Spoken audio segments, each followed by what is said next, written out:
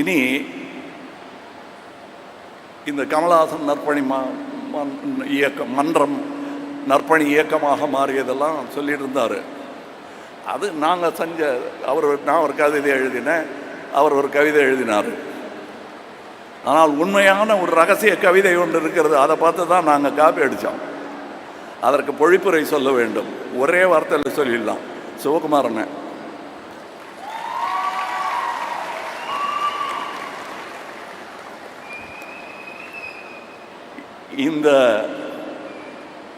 இந்த குற்றத்தை செய்தவர் அவர் தான். ஏன்னா எதிர்த்தரப்பில் இருந்து பார்க்கணும்ல, அதை இந்த குற்றத்தை செய்தவர் அவர் தான்.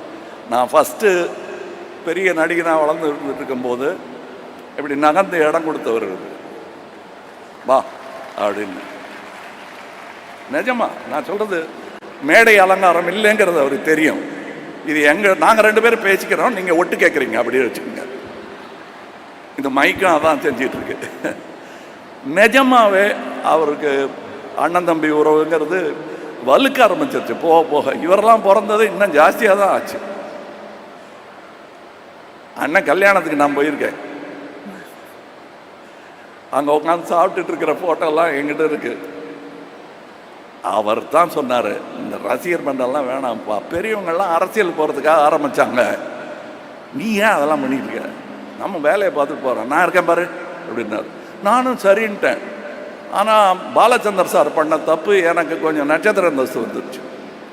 நிறையா பேர் வந்துட்டாங்க, அவங்கள வேண்டாம்பான்னா நிறுத்த மாட்டேங்கிறாங்க.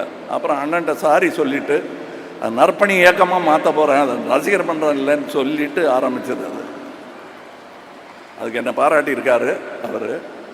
ஆக எந்த கவிதையுமே அதற்கு முன்னோடி ஒன்று இருக்கும். இது அற்புதமான கவிதை, அதில் விதை அந்த ஆள்.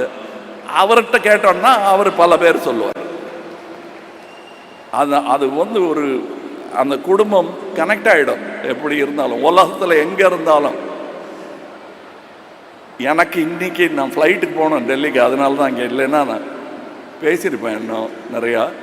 இங்கே காலையிலேயே வந்திருக்கணும் நான் உங்களை மாதிரி. பட் வேலை நிமித்தமாக நான் நிறைய டீசர், ட்ரெய்லர், சினிமா, நாங்களே ஆடியோ ரிலீஸ் அதெல்லாம் பண்ணுறோம். அதிலெல்லாம் கிடைக்காத சந்தோஷம் இதில் எனக்கு கிடைக்கிறது. அது நாங்கள் பண்ணுறது பல மக்களை சந்தோஷப்படுத்தும் ஒரு அற்புதமான கலைத்துறை. ஆனால் அது வியாபாரத்துறையும் கூட. லாபத்தை எதிர்பார்த்து கொண்டே இருக்கும். அதில் எனக்கு அதுதான் சோர்படுது. எனக்கு அது வேறு விஷயம். அதுதான் நற்பணி இயக்கத்தையும் நடத்துகிறது. அதற்கு நன்றி சொல்லிக்கொண்டு அதோடு இருக்கலாமே தவிர, அவங்க கேட்குற கேள்விக்கெல்லாம் எனக்கு பதில் இல்லை. ஏங்க பாட்டு எத்தனை பாட்டு, ஸ்டண்ட் இருக்குமா, ஃபைட்டெல்லாம் இருக்கு இல்லைங்க.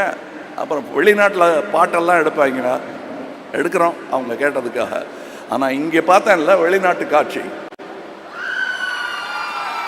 அதுதான் that is a love story. காதல் பாட்டு நீங்கள்லாம் பாரிஸில் ஈஃபில் டவருக்கு அடியில் நின்று பாடுறீங்களே, அது இல்லை. ஆஸ்பத்திரியில் நின்று அவங்க பேசிக்கிட்டு இருக்காங்கல்ல, அது எனக்கு பாட்டாக கேட்குது. அன்பு, கல்வி போதுமானது. இந்த ஆயுதத்தை வைத்து உலகத்தை வெல்லலாம். அதற்கான படை இது. எங்கே நிற்க சொன்னாலும் இந்த கூட்டத்தில் நான் நிற்பேன்.